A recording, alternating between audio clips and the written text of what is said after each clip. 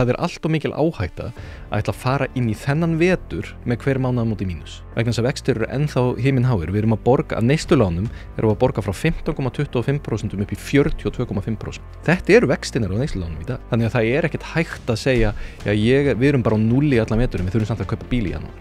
Þetta ekki hægt. Þannig að það bara frá og það missársaukafullt að laga það, en þið verðið að koma ykkur upp yfir núllið og verðið að fara að reka hvern mánuð í hagnaði. Ef þú hefur ekkert svigrúm, þá ertu í stór hættu, alltaf. Núna þarf hvert einasta heimili að vona það besta en gera ráð fyrir því að þetta verði bara svona votur og kaldur og leiðilegur grár vetur þar sem reynir á heimilisfjármálum. Góðan daginn og þakka þér kærlega fyrir að hlusta á þetta hlaðvarp. Þessi þáttur eru boðið fiskhúsið.is, Happy Hydrate, Poulsen, Alvörubón, Bæjarins bestu pilsur, heitirpottar.is og drífa.is.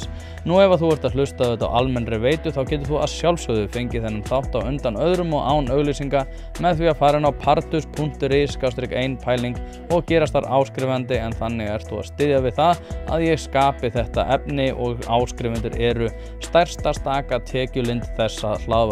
Sem áskrifandi getur þú tengt hlaðvarpið við Apple Podcast eða aðrar hlaðvarpsveitur og fengið þáttinn uppfærðan með RSS-hlekk sem þú finnur á partus.is/1pæling undir RSS-hlekkir sem að gerir hlustun einfalda og þægilega.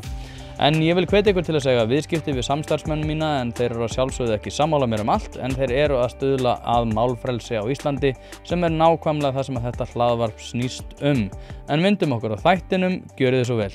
Björn Berg Gunnarsson, þú kærlega velkominn, enn og aftur. Já, takk fyrir það. Það þú ert fjármálaráðgjafi og margt fleira, frumkvöðl og fleira. Og mér þótti nú bara eðlilegast að fá þig í spjall. Það sem að það eru svona teikn á lofti, eins og maður segir. Og þá verður heimilisbókhaldið meira spennandi. Já. Og það sem ég langar að ræða við þig í dag bara svona heilt yfir, hvernig, kannski við byrjum bara svona á hagkerfinu í heild, hvernig þú lest í stöðuna. Já, ég held að þetta orðin vani á haustina. Við förum að velta fyrir okkur inn í hvers konar vetur við erum að fara og óþægilega oft þá þegar við erum að hugsa heimilin sjálf og erum þá svona velta fyrir okkur hvernig þau þurfa að stilla sig af og stilla sér upp, hverju þau þurfa að búast við, að þá eru svona ákveðin ófyrirsjáanleiki í þessu öllu saman og óþægindi sem fylgir þessu ónota tilfinning, og ég held að það sé þannig. Ég held að það hefði kannski hamrað það svolítið inn hjá okkur að lesa nýja þjóðhagsspá Landsbankans sem var birt núna fyrir, hvað þessi ekki tæpa 2 vikur síðan, þar sem að var í rauninni verið að reikna með nánast óbreyttu ástandi varðandi þetta tvennt sem við erum að ræða sem mest þessa dagana, sem eru verðbólgan og vextir. Þau eru að spá því að þegar við hittumst einna aftur eftir ár og tökum jólaþáttinn okkar, að þá verði vextir búin að lækka 0,25% úr því sem þeir eru núna, sem eru þetta veruleg vonbrigði, og það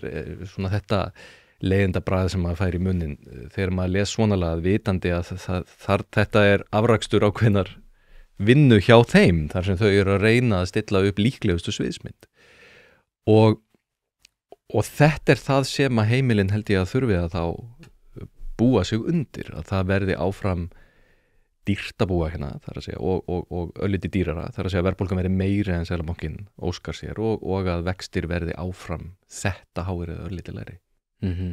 Ég nefnilega, það mjög margt til að segja hana, og sem að ég náttúrulega var að ræða við í gær Jónas Atla Gunnarsson hjá HMS húsnæðispakkan, sem að ég til að vera alveg gríðarlega óskynsamlega breytu inn í það óvissu ástand sem nú þegar á húsnæðismarkaði, en ég einhvern veginn get ekki séð annað en að óvissan mun koma til með að aukast á húsnæðismarkaði, sem mun svo hafa afleidd áhrif á allt annað, út af því að húsnæðisliðurinn til dæmis inn í verðbólgu.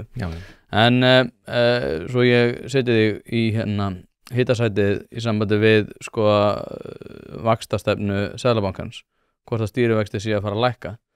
Núna Tóti Páls sem er svona búin að vera íhaldsamur gagnvart stýrivaxta ákvörðunum, íhaldsamar heldur en margir aðrir. Svona vaxtahugur. Já, og hann hefur sagt hins vegar að það sé mögulega að fara að lækka. En Landsbanki gerir hins vegar ráð fyrir því að þeir muni halda óbreyttu næst.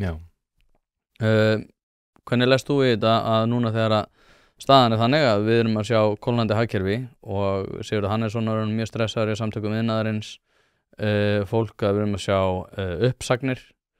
Hvernig leist í stöðuna? Telurðu að Seðlabankinn geti lækkað vexti?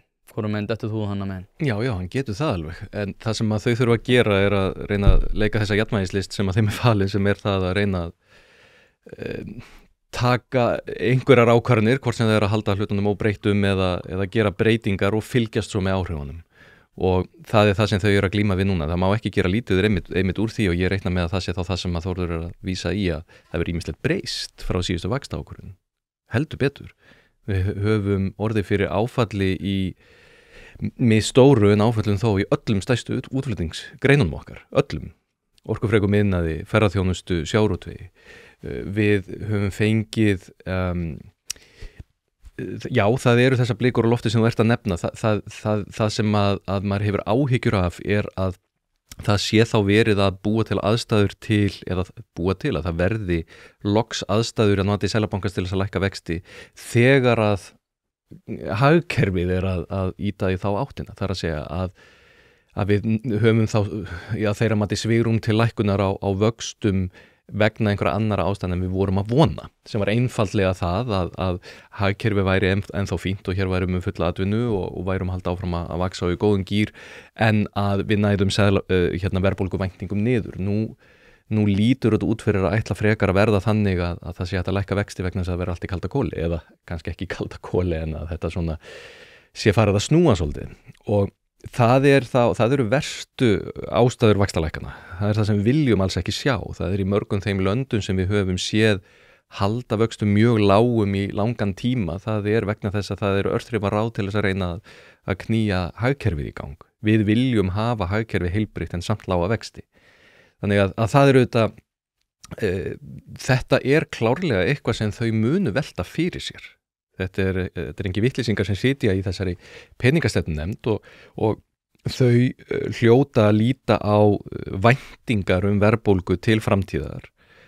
Ekki bara verðbólgu tölur aftur í tíman og svo heyrir maður svona misvísandi stundum skilaboð hvort er verið að líta á, en verðbólgu væntingar að þær auðvitað gætu lækkað að einhverju leyti til framtíðar vegna þess að það er að róast ansi hratt í kringum okkur.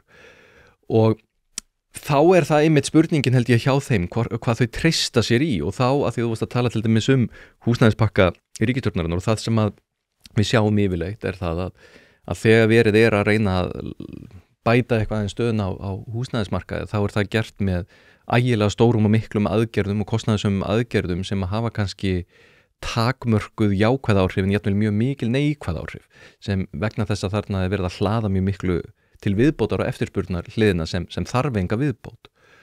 Og auðvitað hlýtur Seðlabankinn að líta á það að þessir vextir þeirra sé ekki í neinu tómarúmi, heldur að hafi þessar ákvarðanir síðan ákveðin áhrif sem að geta spilt fyrir þeirra prógrami, og að þeirra mati augljóslega er verið að hafa áhyggjur af því að ef að vextir lækki að þá verði of mikill hiti meðal annars á íbúðamarkaði aftur, og þá hafi þetta verið til einskis að lækka vextina og þeir verið bara hækkaðir aftur. En maður heyrir þessa raddir eins og hjá Þórði kannski aðeins meira áberandi núna í dag, að það kannski sé ekki svo mikið að óttast, að þau geti prófað þetta, lækka aðeins vextina, og það sé ólíklegt að það fara allt saman á fleygiferð vegna þess að það eru bara þetta mikla breytingar frá síðustu ákvörðun. Hlaðvarpið er í samstarfi við fyrirtæki sem hafa sett svip sinn á íslenska menningu, og eitt þeirra eru Bæjarins bestu pylsur. Ég og þú vitum alveg að þegar við fáum okkur pylsu sem er ekki frá Bæjarins bestu, þá vildum við að svo væri. Það segir það í orðinu, þetta eru Bæjarins bestu pylsur. Þið vitið það, ég veit það, skellið þessu hlaðvarpi í eyrun, farið á næsta sölustað og kaupið ykkur tvíhleypu ásamt einhverju góðu að drekka.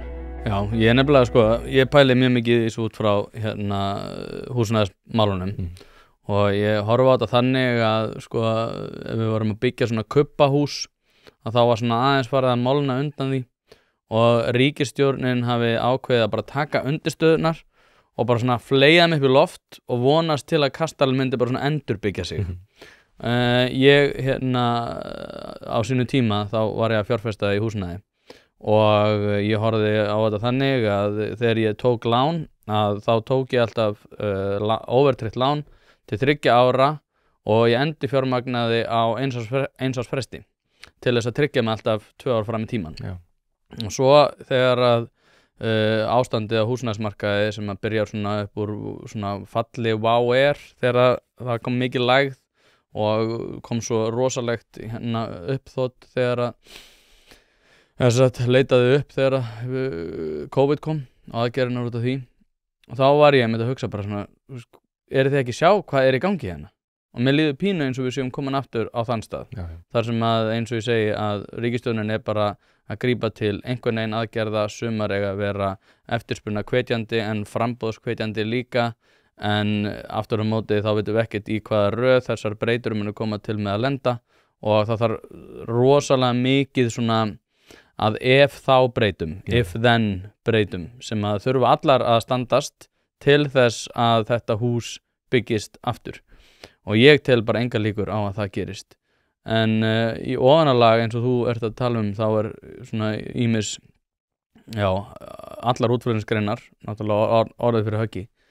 Og það svona bara skilja ekki svona heilt yfir hvað við erum að gera í þessum húsnæðismálum. Hlustaði líka Sigurður Hannesson í morgun, hann var með Sólveig Önnu í Bítinu, þar sem að þau voru að fjalla húsnæðismálin. Og hann mynd bent á að núna komið sér vaxtaákvörðun fyrir rúmri viku. En ríkisstjórnin samt ekkert búin að takast á við þann veruleika, eða Seðlabankinn, eða takast einhverjum á við þann nýja veruleika. Heldur bara einhver nýr húsnæðispakki sem kemur sem óvissuþáttur ofan í alla óvissuþættina. Þannig að ég veit ekki, kannski ég að vera full svartsýn, en ég aftur á móti get ekki séð hvernig þetta mun ekki koma til með að valda gríðarlegum áhrifum sem að verða kannski góð fyrir einhverja spákaupmenn, út af því að óvissa býr til spákaupmennsku, en svona út af því að þú ert mikið að pæla í svona heildar áhrifum á heimilin. Ég sé ekki hvernig þetta mun ekki koma til með að valda gríðarlegum þunga á öll heimilin. Finnst þér ég vera of svartsýn, eða hvernig sér þetta fyrir þér? Já, ég tek undir það að það bara svo mikil óvissa í þessu. Þannig að við erum alltaf að gíska, og það ekkert voðalega þægilegt þegar við erum að tala stærstu fjárfestingarnar okkar. Þegar við erum að velta fyrir okkur heimilunum okkar, þá viljum við ekki vera að gíska á þessar stóru tölur, en við þurfum að vera að gera það, vegna þess að það eru miklar sveiflur í þessu sem að sumar eru þetta fullkomlega ófyrirsjáanlegar. Ég sá ekki fyrir þennan mikla innflutninga fólki, ég sá ekki fyrir COVID, sjálfsögðu ekki. Við sáum ekki fyrir sprengingu og Airbnb vegna túrismann sem fylgdi Eyjafjallajökli, allt þetta. Þannig að maður skilur það að þegar verið að vinna á markaði, þegar verið að gera áætlanir, plön, byggja, þetta eitthvað sem tekur fjöldamörg ár í pípunni, og það mjög eðlilegt að þegar hlutinni fara allt öðruvísi en nokkur gat séð fyrir, eða flestir, að þá þurfum við að vera að reyna að slökkva elda og hlaupa svolítið á eftir þessu. En við erum bara ekki nákvæmlega þar núna, myndi maður halda. Núna bara miklu meiri stöðuleiki og fyrirsjáanleiki í fjölda fólks, í ferðamönnum og í áhuga fólks varandi það hvar og hvernig það vil búa til dæmis. Það komið reynsla á breytingar sem hefur verið gerðar, og ég myndi telja allar forsendir til þess að það sé hægt að líta á balansin í þessu og skoða svona minniháttar hlutina sem væri þá kannski aðeins hægt að laga til þess að lenda þessum málum með skynsamlegri hætti, eins og maður sér sem hluta þessum pakka sem verið að kynna að einfalda ákveðna reglugerðir og slíkt, sem bara ljómandi gott. En ég hef áhyggjur af því að þetta sé reaktíft og ætla til vinsælda ákveðnu leyti. Ég er ekki að saka fólk einhverja annarlega hvatir þegar það að reyna að hjálpa. En kannski fólk að fara taka rangar ákvarðanir en að góðum vilja. Það sem að ég hefði viljað sjá í svona húsnæðispakka væri einföld tilkynning, fyrir utan auðvitað bara ljómandi fínt að sjá svona einföldun og slíkt, en að það væri sagt: við vorum kosin, hluti okkar, vorum kosin með það vegna þess að fólk var að vona að okkur tækist betur en fyrir ríkisstjórn að berja niður verðbólgu og þar með vexti. Við vitum það, við vitum að þeir voru ekki að kjósa okkur til þess að gera einhver aðra hluti, til að koma okkur inn í Evrópusambandið eða eitthvað slíkt, þeir voru að kjósa okkur til að reyna ná niður vöxtum og verðbólgu. Við vitum að þetta skiptir fólk óskaplega miklu máli, það ekkert rætt meira en þetta á íslenskum heimilum í dag. Við vitum að það gerist ekki á sjálfu sér og við getum þurft að taka eitthvað á okkur til þess að svo verði. En við vitum að við höfum umboð til þess, vegna þess að þið kusuðu okkur einlægnin til þess. Og þess vegna ætlum við hér að kynna húsnæðispakka ríkisstjórnarinnar sem að varðar eingöngu ríkisútgjöld. Við ætlum að draga verulega saman, við ætlum ekki að segja að einhvern tímann í framtíðinni verði afgangur af ríkisrekstri, við ætlum að snúa þessu verulega núna. Við ætlum að lækka skatta þar sem þeir þurfa, við ætlum að laga hluti og einfalda þar sem þarf, en aðalega ætlum við að senda núna mjög skýr skilaboð til Seðlabanka Íslands það að þar sem að hnífurinn hefur staðið hjá okkur að varandi það að það sé hægt að lækka vexti, að það verði ekki vandamál heldur séu við að fara að leggja þess að svei með vaxtalækkunum með því að gera þetta og þetta og þetta sem að eru þá aðalega það að fara að skila ríkissjóði afgangi og slíkt. Það mun þýða að það þarf að draga úr fjárveitingum í ákveðna hluti sem við vitum að verður erfitt að takast á við fyrir suma, en þetta bara stóra verkefni okkar og hagsmunir eru svo miklir að núna verðum við bara aðeins að taka þetta á okkur. Ég þykist vera alveg viss það að þessu hefði verið vel tekið. Þetta hefði verið miklu vænlegra til raunverulegs langvarandi árangurs.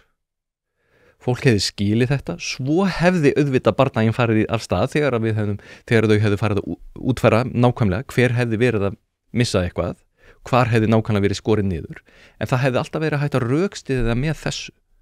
Erum við ekki öll sammála því að við verðum að skera hér niður til þess að ná niður verðbólguvöxtum? Þetta var ég að svona í barslegri einfeldni að vonast til þess að yrði að minnstakosti eitthvað í smáaletrinu í þessari tilkynningu en var alls ekki. Heldur í rauninni ekkert í þessu sem að maður hefði ekki getað verið búin að teikna upp áður. Við vissum alveg að þau voru að fara að segja allt það sem þau sögðu. Nema kannski fyrir utan þetta með séreignarsparnaðinn, að nota viðbótarlífeyrissparnaðinn. En þetta því miður, bara munið að halda áfram þannig að maður hefur auðvitað meira áttar áhyggjur af því að ríkið sé frekar að þvælast fyrir en að hjálpa á þessu markaði.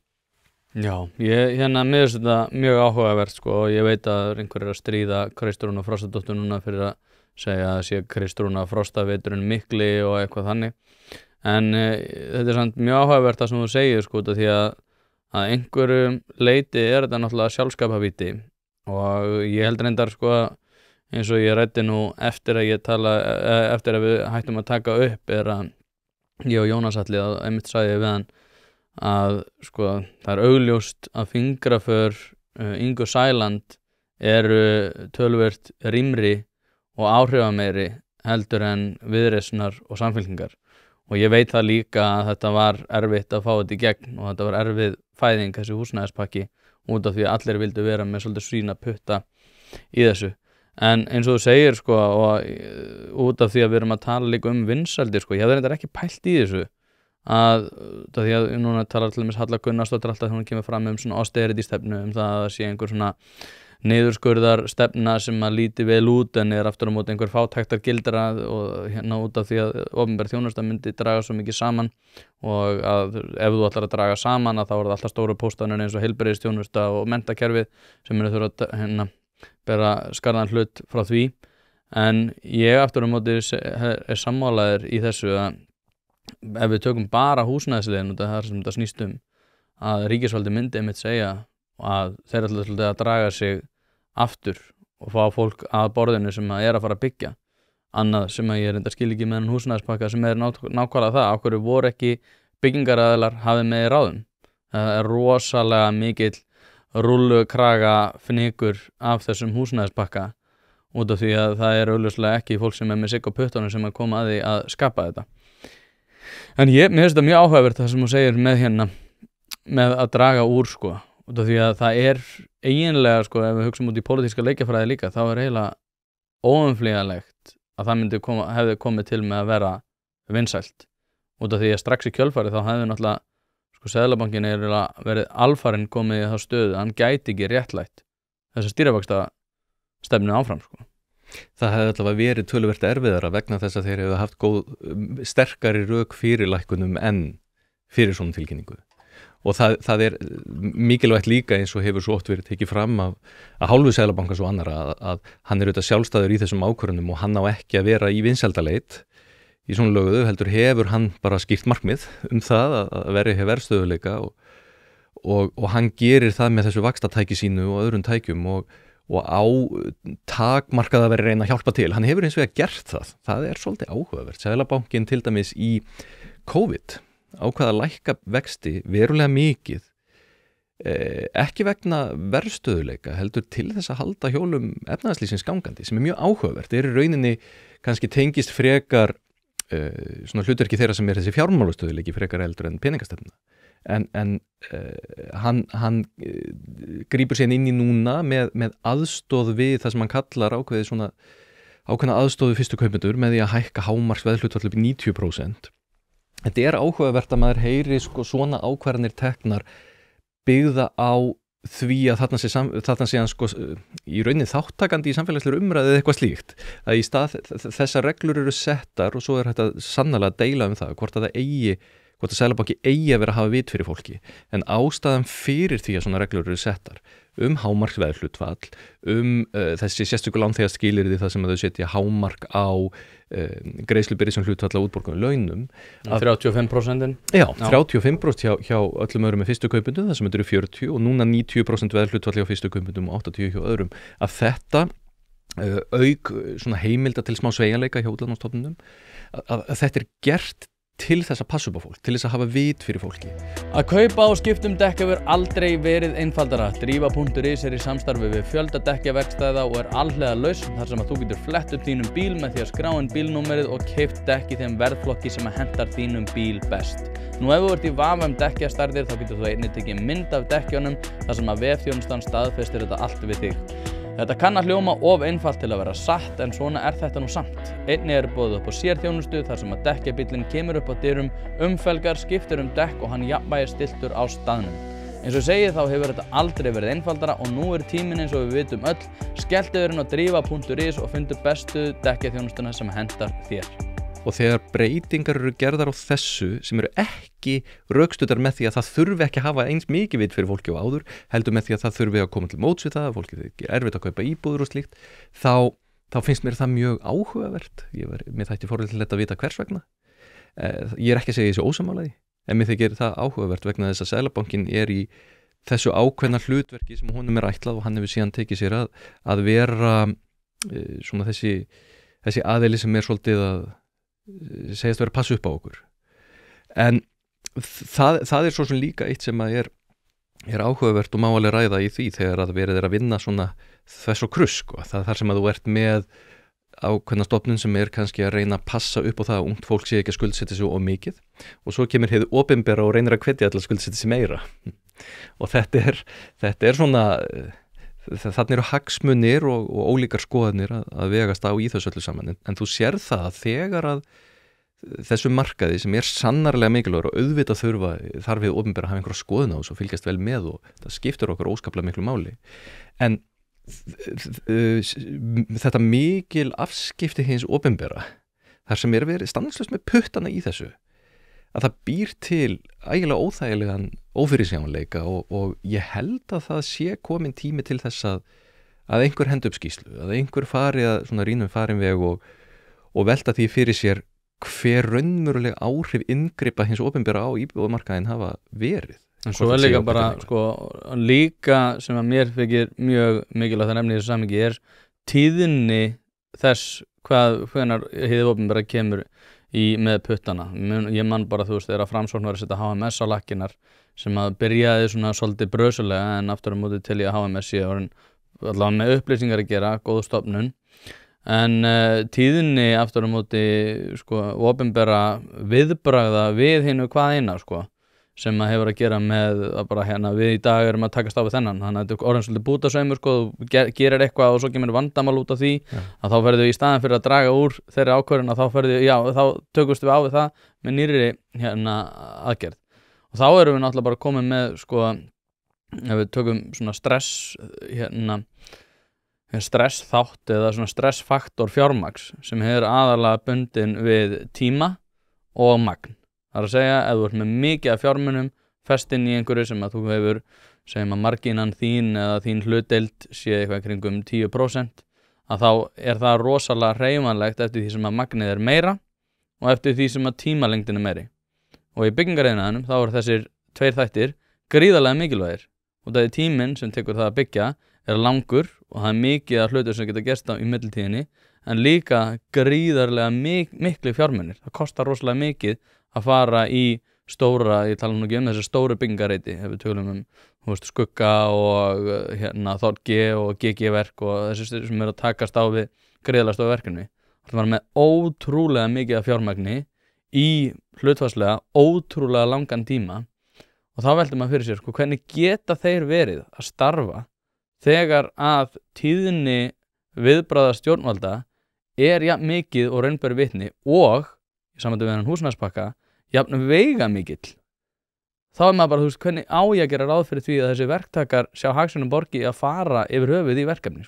Og það er áhugavert einmitt að akkurat í þessum punkti að þarna til dæmis fara menn kannski að stað með verkefni og í millitíðinni að þá er hætt með eða gera verulega breytingar og endurgreiðslu á virðisaukaskatti og vextir rjúka upp. Og viðbrögð hins opinbera þá við því er að fara að gefa peninga inn í óhagnaðardrifin leigufélög eða einhverja slíka þjónýtingu einhverju leyti eða stéttarfélaganýtingu á húsnæðismarkaðnum sem eru verulega sérkennileg viðbrögð í stað þess að koma til móts við þessa aðila með því að létta á regluverki, að létta á sköttum og svo framvegis að þá er eins og að það sé verið að, ég ætla ekki að segja að það sé verið að viðhalda óstöðuleika því ég veit að það er ekkert markmið með þessu en með því að vera alltaf með tilfallandi inngrip með geysilegar fjárhæðir og með þessi miklu áhrif sem þau hafi í för með sér að þá er verið að búa til ófyrirsjáanleika og hristing á markaðnum sem er meira en að þyrfti að vera og mér finnst það mjög, mjög bagalegt og vegna þess að svo er bara venjulegt fólk sem býr í þessu húsnæði og venjulegt fólk sem býr heima hjá foreldrum sínum og er að hugsa að reyna að koma sér út og kaupa sína fyrstu íbúð og það fær ofsalega misvísandi og sérkennileg skilaboð. Hvað á maður að halda í dag ef maður er tvítugur og býr heima hjá foreldrum sínum og maður að halda það fyrir það fyrsta það eina sem fólk heyrir er að það sé engilega að kaupa sér íbúð sem er ekki rétt en það er það sem er verið að halda þeim. Annað er það er verið að segja þeim að það sé á leiðinni það sé verið að búa til einhvern nýjan markað þar sem að fólk verður upp á stéttarfélög eða ríkið eða sveitarfélög komið varðandi sitt húsnæði og fólk hugsa, á ég ekki lengur þá að eiga mitt eða hvernig er það? Jú, getur svo sem líka farið þá leið að þú átt þetta en þá ætla ríkið að eiga 20% íbúðinni með þér og þetta er Hann er að tala um hlutdeildarlánin og sem ég hef svo sem haft verulegar áhyggjur af og Hlaðvarpið er í samstarfi við Happy Hydrate. Steinefni eru orðin mikilvægur þáttur í mínu lífi og ég er ekki einu svona að grínast, ég er að nota þessar vörur í alvörinu. Það er ástæða fyrir því að þessir kassar hérna eru tómir. Nýjungarnar og framþróunin hjá Happy Hydrate er hreint út sagt frábær. Kreatín er samhliða steinefnunum, eitthvað sem að þeir bjóða upp á og ég nota að staðaldri. Eftir að ég byrjaði að nota þessar frábæru vörur að þá líður mér einfallega betur. Ég kem meiri verk og dagurinn verður betri. Dagskammtur af nauðsynlegu vítamínum, engin gervisykur og þú færð þetta í rauninni hvar sem að þú verslar. Þú verður ekki fyrir vonbrigðum ef þú prófar þetta og ég mæli með að þú gerir það strax í dag. Hlaðvarpið er í samstarfi við stöndu og mikilvæg fyrirtæki og eitt af því er Polsen. Polsen.is til þess að skera hvað eina, hvort sem þú þarft að fara í bílrúðu skipti eða einfallega bílrúðu viðgerð, þá ferðu inn á Polsen.is. Ef það er stjarna í framrúðinni þá bara bókaru tíma á heimasíðunni, ferð með hann og hann er tilbúinn samdægurs. Ekki vera með stjörnu í bílrúðinni, Polsen.is. Láttu græða rúðuna strax í dag. Ég sé ekkert af þessu sem jákvæðan þáttinn á markaðinn, en ég veit hvers vegna þetta er gert. Þetta er gert vegna þess að það er litið á markaðinn og auðvitað hrópar aldrei neitt á þig sem er í lagi. En þú sérð einhverja jaðra sem eru erfiðir og eru ekki í lagi og jafnvel tímabundið ekki í lagi og jafnvel sjálfur þeir að kenna sér ekki í lagi, svo til dæmis getur verið varandi vextina. Og þá í stað þess að laga þær aðstæður sem gerðu þessar hluti erfiðari, að þá ætlar þú að grípa inn í vegna þess að það er kannski flottar og smartar að bara búa til eitthvað nýtt og þú kemur með einhvers konar töfralaust sem þú getur kynnt, jafnvel á fréttamannafundi og láti þá endurtekið líta svo út að þú sért núna búin að laga þetta mál, núna erum við búin að laga húsnæðismarkaðinn, þegar að þetta margar svona aðgerðir geta hreinlega gert hann í heild sinni verri. Því miður og það verður þá til þess að þrátt fyrir allt þetta inngrip er dýrar og dýrar að kaupa sér sína fyrstu íbúð.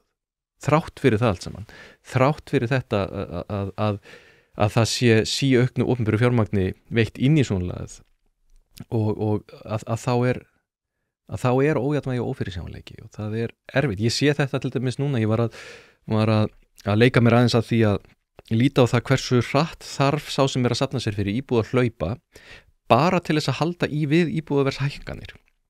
En þess að þetta er það sem ég heyri út hjá yngra fólki er að það segir að ég er í skóla og ég get ekki unnið nema kannski svona mikið og ég er samviskusamur í því að leggja fyrir en íbúðin sem ég ætla að kaupa hún er að hlaupa jafn hratt og ég eða hraðar og þá verður ákveðið vonleysi til og ég var að bera saman íbúðaverðshækkunarspá Íslandsbanka og þetta og þá sjáum við ef að fólk ætlar að kaupa ætlar að safna fyrir lágmarksútborgun í svona ódýrustu íbúður sem hún finnur á höfuðborgarsvæðinu að þá þarf þetta að safna núna næstu 3 árum svona 40 til 50.000 kalli á mánuði bara til þess að hlaupa jafn hratt og markaðurinn og þá áttu eftir að sko safna alvöru peningum þannig að þú kannski leggur mikið á þig og safnar 100.000 kalli helmingurinn er að færa þig nær því að geta keypt hinn helmingurinn er bara í það að fjármagna þú sért að bíða og þetta er ferlega dýrt og erfitt og við leysum það ekki með því að gera fyrirsjáanleikan minni, við gerum það ekki með því að halda vaxtastiginu háu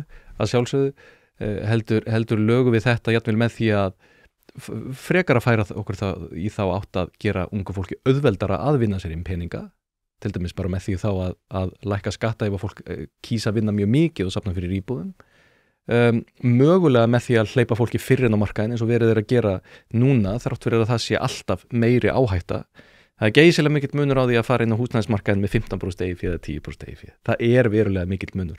Það er ekki langt síðan ég sá dæmi þar sem einhver fór með 5 milljónir króna inn á íbúðamarkaðin í hlutdeildarlán og seldi síðan með tapi. Það er að segja 5 milljónar voru farnar. Þannig að við viljum að ungt fólk hafi þá svigrúm og færi til þess að safna sér fyrir íbúð með því að vera duglegt í einhvern smá tíma, komið sér inn á markaðin og þar séu kjörin þokkaleg eða eðlileg þannig að það sé hægt að vinna á þessum lánum, ekki bara borga að þeim heldur greiða lánið í alvörinni niður. En því miður erum við á þessum stað núna sem er svo óþægilegur og býr til ákveði vonleysi í ungu fólki að það er nógu svakalega stórt skref að bara koma sér inn á markaðin og svo þeir út komin þangað þá er kostnaðurinn svo mikill að það getur verið nær ómögulegt að vera með eðlilegt lán sem hækkar ekki bara. Og þetta þurfum við að laga og þetta er þessi húsnæðisbakki ekki að laga, því miður.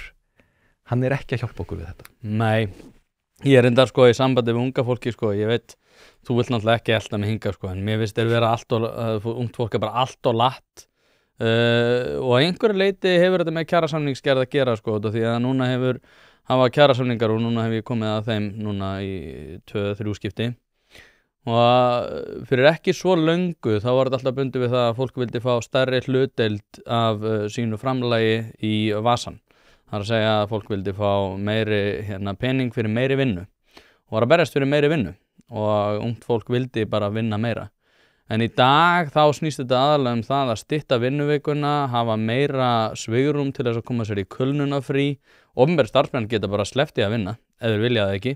Þeir geta bara fengið afturreiknaða yfirvinnu og komið sér bara í eitthvað kulnunafrí. Og svo er maður að hlusta á ungt fólk í einhverja verðbólgu gráðu í háskólanum að væli yfir því að fá ekki þak yfir höfuð með 8 tíma á dag í símanum.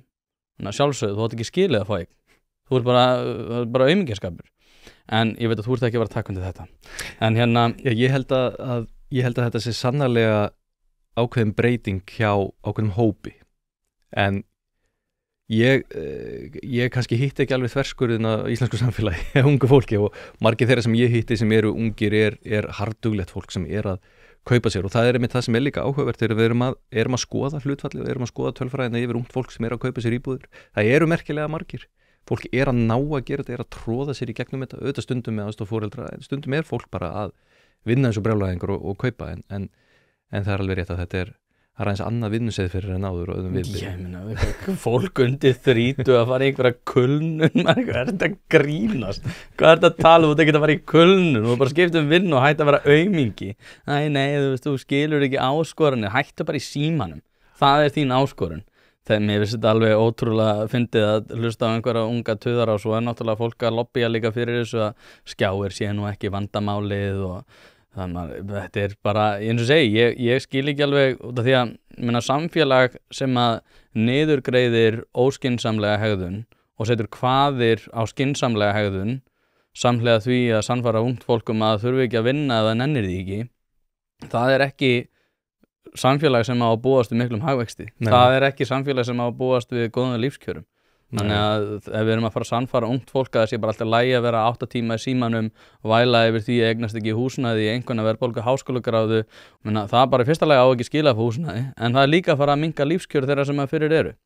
Þannig að þetta stórkostlega skrítinn veruleiki. En mér langar aðeins því að þú þekkir eins svona lífeyrissjóðsmálin og það eitt sem að ég búin að vera að pæla, ég búin að bera þetta undir fólk sem að ég þekki sem að þekkir aðeins til þess að mála og segir svona annarkvort ekki alveg viss það hvort að ég hafi rétt fyrir mér eða þá að ég hafi ekki rétt fyrir mér. En mér langar aðeins að bera þetta undir út af því að þú komst inn á þetta aðan með óhagnaðardrifið húsnæði sem að snýst sem sagt það að leigan sé ekki farin að fer ekki það að greiða niður fjármagnskostnað þessum á húsnæði og í það að greiða út arð til viðkomandi. Ok, gott og vel. En núna Bjarg og þeir sem eru hjá Bjargi klappa sér á baki fyrir það að búa til að skapa sér sagt markað þar sem að húsnæði verði ódýrara heldur en að hefði ellegar orðið. Hlaðvarpið í samstarfi við fyrirtæki sem að veita úrvalsþjónustu og eitt af þeim alvöru bón. Við skulum bara vera hreinskilin, ef þér þykir vænt bíliðin þá læturðu gera þetta almennilega og það nákvæmlega sem alvöru bón gerir. Fer með bíliðin, hvort sem það eru alþrif, djúphreinsun, mössun eða hvað eina, þá skellur þér á alvöru bón og lætur degra við bíliðin. Farðu inn á vefsíðuna og tryggðu þér 10 tíma klippikort, þá þarftu bara ekkert að vera að pæla í þessu. Alvöru bón, kíkið á þetta, þið verðið ekki fyrir vonbrigðum. En þá velti ég fyrir mér út af því að vera að glugga aðeins í lög lífeyrissjóði og hef svona verið að skoða, það svona soldið óljóst hvort að þetta sé rétt hjá mér eða ekki. En út af því að ég tel að ef ég að greiða í lífeyrissjóð að þá að lífeyrissjóðin að reyna að hámarka mína fjármuni og til þess að ég geti haft það gott síðar meir þegar ég þarf á þessum fjármagni að halda. En núna þegar lífeyrissjóðinir eru að fjármagna þessi fyrirbæri en eru augljóslega að niðurgreiða til þess að koma til móts við ákveðna hópa að þá ég að horfa upp á það að mínir fjármunir það ekki verið að hámarka mína hlutdeild í því fjármagni sem ég búin að leggja fyrir. Ertu búin að skoða það hvernig þeir eru að fjármagna þetta? Hvort þetta sé ekki skuldabréf með vöxtum sem að þeir geta ekki og auðvitað mega ekki setja peninga í eitthvað sem ber enga arðsemi. Nei, en ég að velta fyrir mér en ef það ætti að hámarka mína hlutdeild, ætti þá ekki að vera að selja þetta einmitt ekki ódýrt og ekki, ætti það þá ekki að vera markaðsvirði?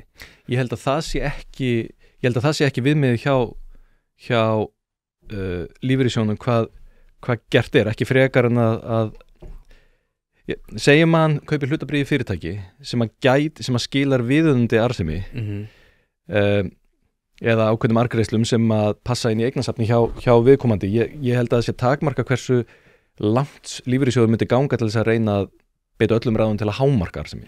En í svona löguðu að þá held ég að þeir hljóti að vera rétt eins og þeir eru bara að kaupa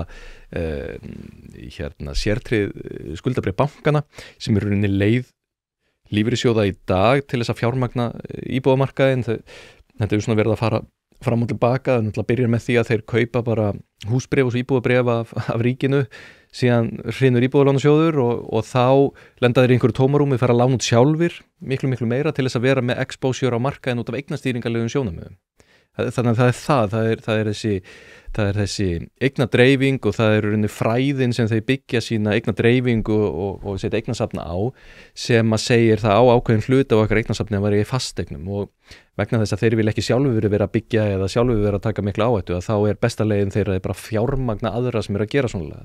Þeir neyðast til þess að fara, ég held neyðast í rauninni til þess að fara að veita húsnæðislán beint í auknum mæli vegna þess að verður ákveðið tómarúm þegar að íbúðalánasjóður er hruninn, það er engin svona skuldabréf gefin út lengur og það verður þarna ákveðið gat þanga til að bankarnir fara að gefa út sín sértryggðu bréf sem eru gefin út til þess að lána út íbúðalán og eru með tryggingar í þeim íbúðalánum á móti og það eitthvað sem ég held að hljóti að verða svona til framtíðar að þeir snúi sér í auknum mæli í það og fari minna að lána sjálfir en þeir gera ákveðna eðlilega arðsemiskröfu til húsnæðislána. Ég hugsa að þetta hljóta að vera einhverju leyti bara svipað þá með svonalega, ég get ekki ímynda mér án þess að vera búin að skoða þetta í smáatriðum, þá get ég ekki ímynda mér að lífeyrissjóður geti réttlætt það að veita fé í uppbyggingu á einhverju án þess að fá það sem að lífeyrissjóðurinn telur eðlilega arðsemi af þeirri fjárfestingu tilbaka í rauninni óháð því hvað gert við þá fjármunni í framhaldinu. Ég held að lífeyrissjóðurinn sé kannski ekki beint með mandati að hugsa það langt heldur sé hann að hugsa sína fjárfestingu. Já, en ég menna, segjum svo að lífeyrissjóðurinn hefði tekið þátt í uppbyggingu Keresis sem að náttúrulega flestir sem að tóku þátt í því margföldu eflaust sína hlutdeild. Að þá, þú veist, að lífeyrissjóðurinn tekur þátt í einhverju slíku, en það bara að segja, já, ég fæ 3,5% sama hvað, hann ekki alltaf að njóta góðs af allir í fjárfestingunni og það það sem að ég að velta fyrir mér, að lífeyrissjóðurinn þegar hann að byggja upp, ætti þá að njóta góðs af allir í fjárfestingunni, en ekki vera, og ég meina, ég held til dæmis að í sambandi við Bjarga þá munu þeir verða gerðið afturreka með það að veita bara sjóðsfélögum eða aðildafélögum þetta húsnæði að í rauninni skera frá eða taka fólk úr leik sem ekki aðildafélagar. Ég held að þeir viðskiptaráð mun vinna það mál alveg 100%, en ég bara búin að vera að pæla í þessu út frá því þegar að þeir setja fjármagn í eitthvað svona og það svo skapað eitthvað svona niðurgreitt fyrirkomulag þar, hvort megi í rauninni gera það með þá fjármuni, því að þá þeir líka komnir í einhverja góðgerastarfsemi fyrir mína hönd sem sjóðsfélagi. Ef það þannig, ef að þeir væru eða væri verið að kynna fyrir þeim 2 fasteignaverkefni sem eru jafnörugg og annað hefur vænta ávöxtun sem miklu, miklu hærri heldur en þessi, að þá sjálfsögðu það óabyrt að vera að setja peningana í það sem skila minni árangri. En eins og með Keresis og slíkt, að þá þetta það sem eignastýringin mitt gengur út á. Hún gengur út á það að inn á milli Play og inn á milli Helguvík og það inn á milli eitthvað sem að fer ákaflega illa og stundum fjölmargar slíkar fjárfestingar og einhver fasteignafélag og eitthvað slíkt. En málið að það kostnaðurinn sem fylgir því almennt að fjárfesta á hlutabréfamarkaði. En vænta ávöxtunni miklu, miklu meiri eða jafnaði vegna þess að það sem gengur vel getur síðan gengið ákaflega vel eins og Keresis dæmið sannaði. En þú hefur síðan þessa dreifingu, þeir byggja ákvarðanir sínar fyrst á almennri dreifingu á eignum þar sem þeir eru að hugsa hversu mikið í gjaldeyri, hversu mikið í fasteignum, hversu mikið á innlendum hlutabréfamarkaði og skuldabréfamarkaði og svo velja þeir eignir þarna inn í og þá þurfa þeir að sjálfsögðu að velja það sem að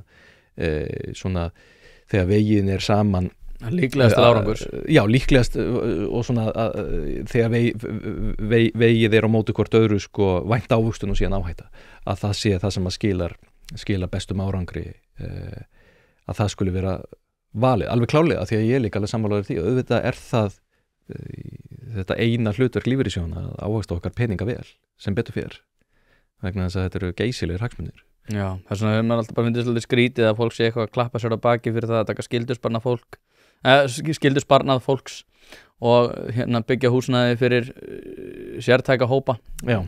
Mér finnst það alltaf svona svolítið skrítið ég get alveg verið góð manneskja en ef ég nota þína peninga til þess að koma til móts við þarfir annarra. En út af því að við erum búin að vera svona í 30.000 fetunum og við erum að færa okkur niður, þá langar mig að enda þetta á bara taka svona mikrokosmosið, bara taka heimili út af því að núna erum við búin að fara yfir svona forsendur þar sem að mikil óvissa og meðan við það, bara hefðbundi heimili segjum á svona 55% í húsnæði með fínar tekjur, 2 börn. Hvernig tekstu á við veruleika? Ertu að fara á að festa vexti eða þú getur þolað greiðslubyrðina á að skýra niður á einhverjum, á að losa sig við bílinn, á að, hvað svona, þú horfir á þetta, svona veiga miklu þættir í heimilisbókhaldinu sem að þarf að skýra niður einhverja leyti, gott að vera liquid, gott að eiga reiðufé, Hvað er svona skynsamlegast í heimilisbókhaldinu núna? Já, ég get alveg svarað þessu bara með já og ég myndi segja að það er þrennt í þessu. Það fyrsta er það, skera af alla fitu. Þetta er bara gott tilefni til þess. Við vitum að þetta gæti orðið erfiðari vetur eins og síðasti skerum af alla fitu. Allt sem er óþarfi, allt sem er ekkert að bæta neinu við líf þitt, hættu því bara. Í alvöru talað. Hættu að spila í lottó.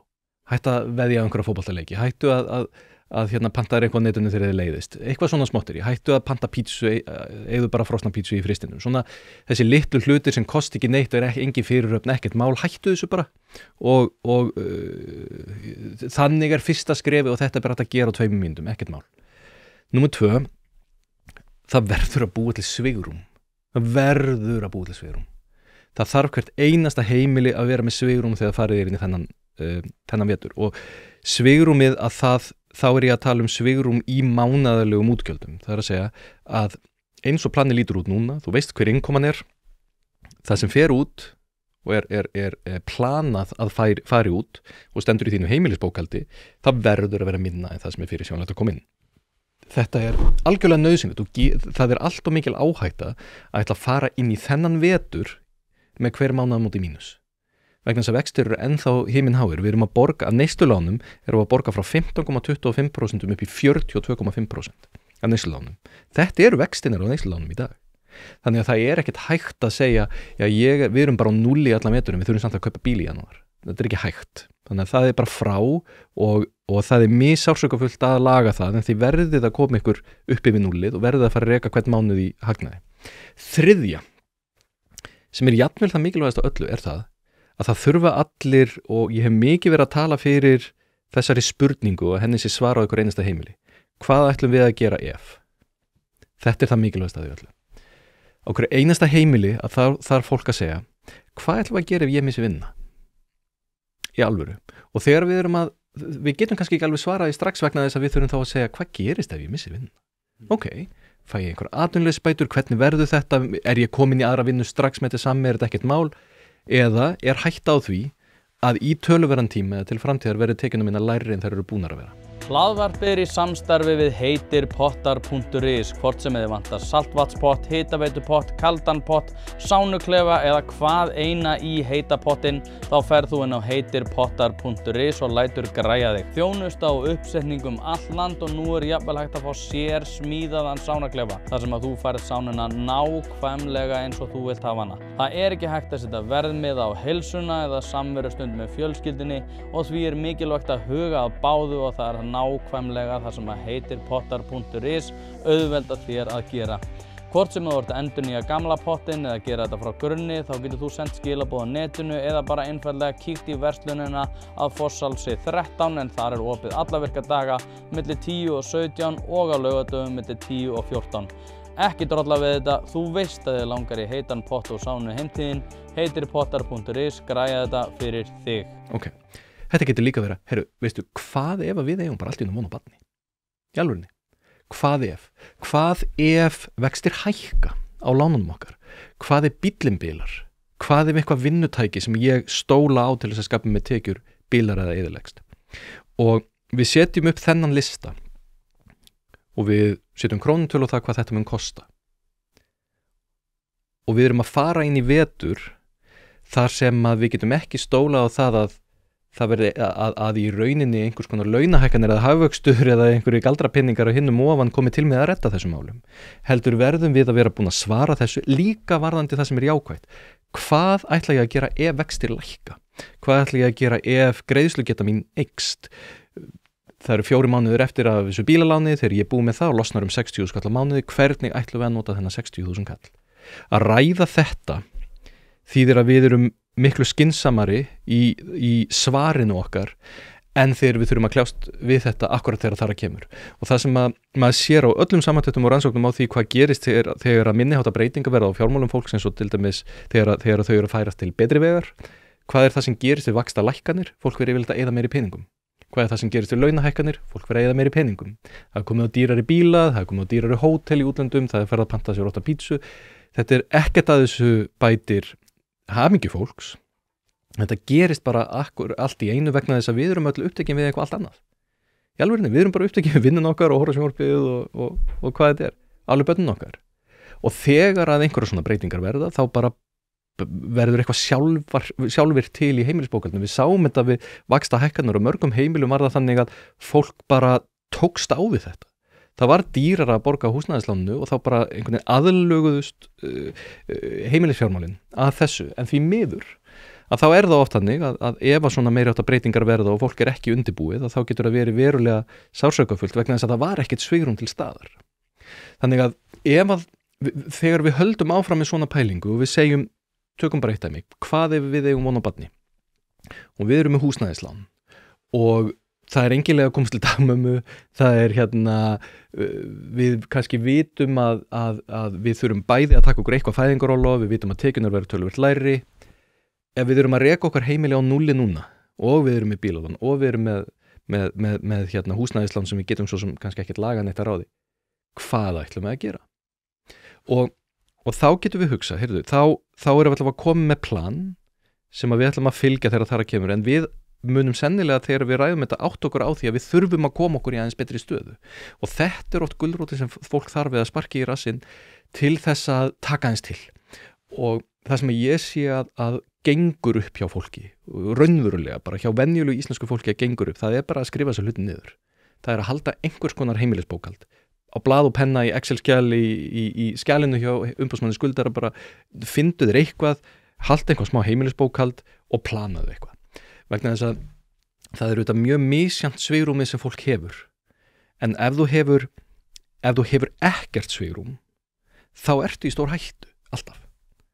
Og þetta það sem svo sárt oft að horfa upp á að venjulegt heimili rekið á núlli, ekki vegna þess að fjármunni leyfi ekki annað, heldur vegna þess að það bara ekkert verið að spá í þessu og þetta það algengast og þetta mjög eðlilegt en þá verður það þannig að í sveiflu miklu hagkerfi og í efnahagslífi eins og við höfum verið í alla tíð og stefnir í að verði allavega í vetur að þá verður alltaf svo sársökufullt og dýrt og erfitt að takast á við þessar sveiflur og það það sem má ekki vera. Þannig að hvert og eitt heimili þarf að vera með sinn eigin buffer, sinn eigin bjargráð í einhverjum varasjóði, í einhverjum afgöngum hver mánaðamót eða í einhverjum aðgerðum sem hægt að grípa til. Þú varst að tala það, á ég að þurfa að selja bílinn, veistu kannski. Það bara eitt meiri háttar vandamál á Íslandi að við erum á allt og dýrum bílum. Og það var eitt sem var að minna með á þessa frábæru sögu að Björgvin Halldórssyni sínum tíma sem einhver kemur á jeppanum og Björgvin tekur á mótunum með, er þetta glittir eða lýsing? Sem einmitt eins og þetta að þú sér þessa flottu bíla og þú veist að fólk á þá ekki. En það þetta kapphlaup sem að skemmir fyrir venjulegu heimilisbókhaldi. Ef að þú ert á einhverjum bíl sem þú hefur ekki efni á, þá geti hann verið að skemma það fyrir þér að geta rekið eðlilegt heimili á þess að þurfa að taka á þig geysilegan kostnað, yfirdrátt, greiðsludreifingar og allt þetta.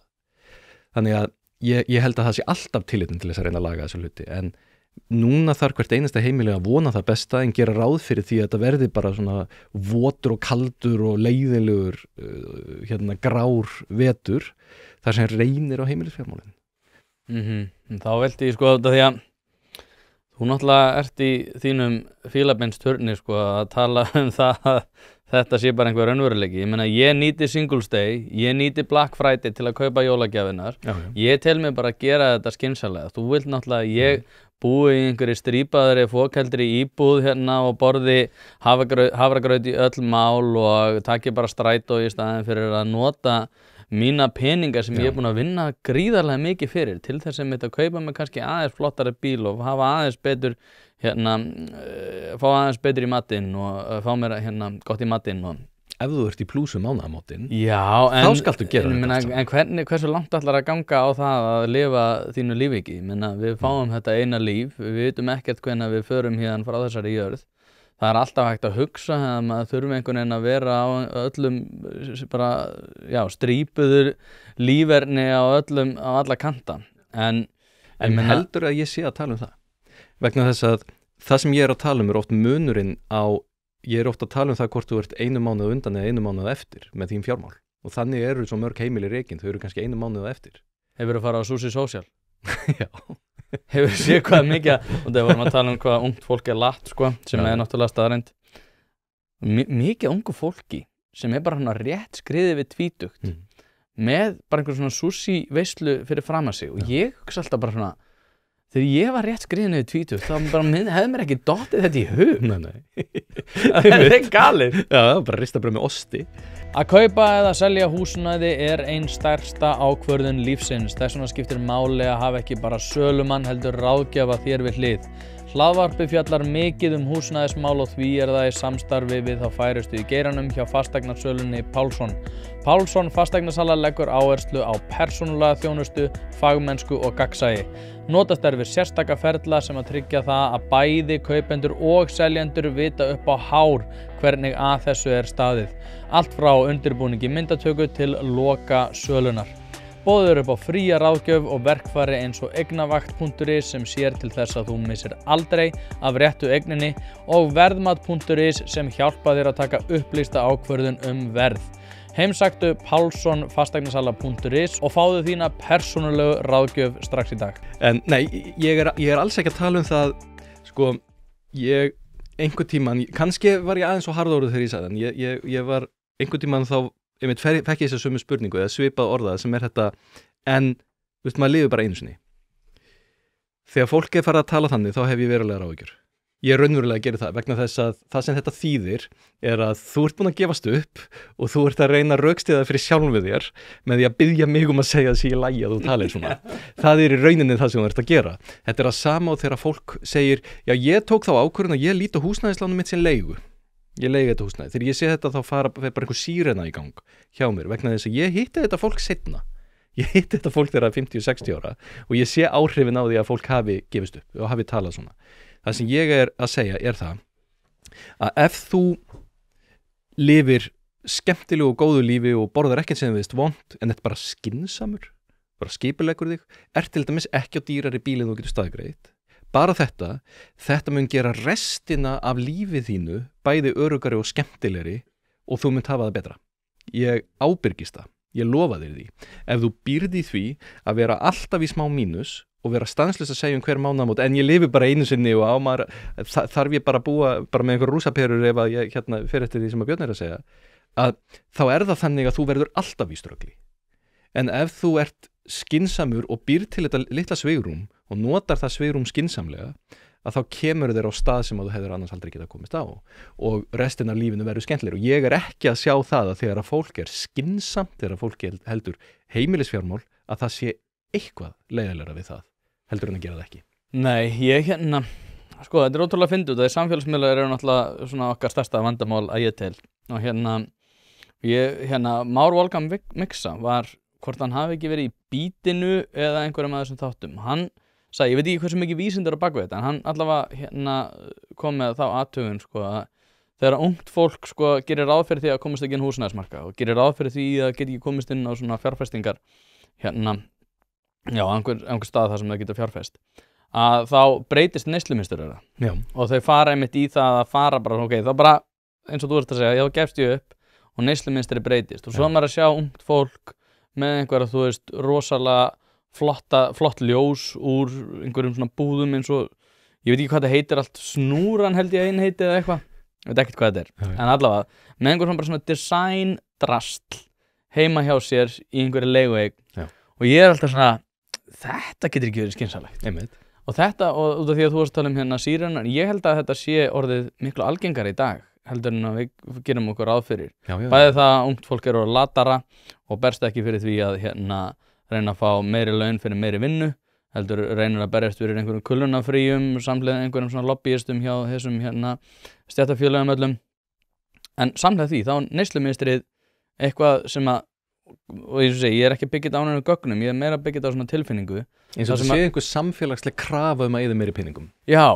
Og ekki bara eyði meiri peningum heldur bara eyði peningum í mjög dýra hluti til þess einhvern veginn að vera með eins og ég var að tala um þetta út af því ég kenni hnefaleika og allar stelpunar eru í sko einhverjum ótrúlega dýrum einhverjum svona gellu fatnaði og ég er alltaf bara þetta getur ekki verið ódýrt og þetta getur ekki verið skynsamlegt en þær mæta alltaf nýjum flíkum sérstaklega stelpunar, ég veit ekki, þú veist, þetta er meira stelpunar heldur en strákanir að mæta í einhverjum svona ótrúlega dýrum íþróttafatnaði og ég held bara, hvað er þetta að gera? Já, þetta er ákveðin breyting. Ég Ég spilaði einu sinni fótbolta með einu sem neitaði að fara út á völla því að treyjan hans var of lítil og hann var yngstur og ég hugsa, já ok, það einhver ákveðin kynslóða skil að verða hérna þegar einhver neitar að fara út á völla því hann finnst hann ekki líta nógu verið út en Már hefur kennt og stúdira mjög vel fræði sem heita atferlisfjármál sem að taka á einmitt svona lögu sem að atferlisfjármálin eru mjög áhugaverð grein vegna þess að hún reynir að fylla í ákveðið gat að útskýra það hvers vegna almenningur að meðaltali gerir verra en markaðurinn til dæmis. Þegar við erum að skoða atferlisfjármálin til fjárfestinga, þá það hvers vegna gerir markaðurinn betur en einstaklingurinn. Það rosalega skrítið að hugsa það. Þannig að meðaltali gerir verra en meðaltali. Það meikar ekki sens. En þessi fræði reyna að útskýra þennan mun og það einmitt vegna tilfinninga. Það vegna ýmis sem að við getum örugglega fært yfir í neyslu og heimilisrekstur líka sem að samfélagslegu þrýstingur, sem stemning, sem eru auglýsingar og í rauninni það að verið að kynna fyrir fólk töfralausnir eða eitthvað slíkt, það að fólk eru ómeðvitað tímaverið peninga er oft í þessu, fólk vanmetur eigin getu í fjárfestingum þegar að þú kaupir eitthvað sem fór illa að þá segiru, já ég meina hvernig átti ég að sjá COVID fyrir og síðan kaupir eitthvað sem fer vel og þú segir já ég náttúrulega vissi að þetta myndi hækka þannig að þú fær brenglaða mynd af sjálfum þér og getu þína sem fjárfesti og gerir þess vegna til lengri tíma verr en þetta með uppgjöfuna og þessi miklu útgjöld þetta er eitt af því sem ég tala á foreldranámskeiðum sem ég held fjármál barna og unglinga og að kenna foreldrum að mennta börnin sín að kenna börnunum sínum á peninga og hvernig á að tala við þau og stóra áskorunin svo að flestir aðrir sem eru að tala við börnunum okkar eru að tala mjög illa við þau peninga.